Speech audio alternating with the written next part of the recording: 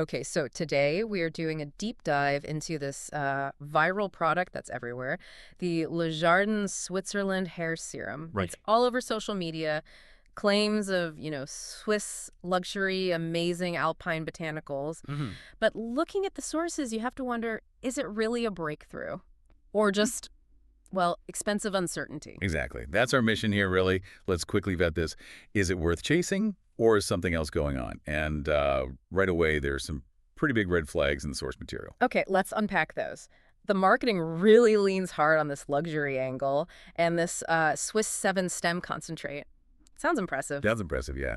But digging into the background, the website itself is what, barely 6 months old? Yeah, like just launched. That alone should make you, the consumer, pause and think critically. But absolutely. Yeah. It should. And then you add in the financial side of things. Our sources point to a trust score Yeah. for this whole operation that's described as criminally low. Criminally low, wow. Yeah. Scam detection tools, they flag it as suspicious. And crucially, the actual company behind the brand, it's hidden, completely opaque. Hidden identity. So what does that actually mean for someone thinking about buying, say, a $100 serum? Well, it means real risk, structural risk. Say you use your credit card, the product doesn't work, or you need a refund, or there's an issue. Uh-huh. Trying to find the actual legal entity to deal with, Mm-hmm. it could be almost impossible. This isn't just about being skeptical. It's basic consumer protection.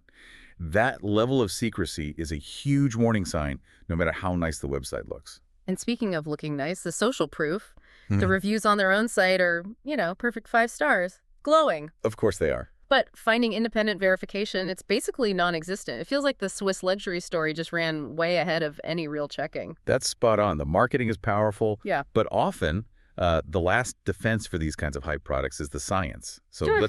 let's tear down that central claim, the Swiss 7 stem concentrate. Okay. Yeah, you hear stem cell, and your mind goes to, like, cutting-edge biotech. Right? Exactly. You picture serious lab work, maybe even clinical trials. A real breakthrough. But here's the fascinating bit. The sheer nerve of the wording, the aha moment, really, is finding out this concentrate is just botanical stem cell extracts. Botanical, so plant-based. Yes. Essentially, they're just highly refined plant extracts. Maybe expensive ones, but still plant extracts. Mm-hmm.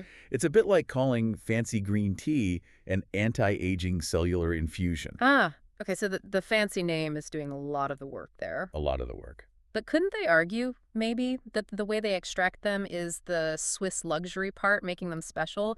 Are the ingredients themselves totally useless? No, not totally. And, we need to be fair here. Looking at the actual ingredients listed, things like edelweiss, sage, nettle, they aren't revolutionary, maybe, but they're not bad. They're common in hair care. Okay, right.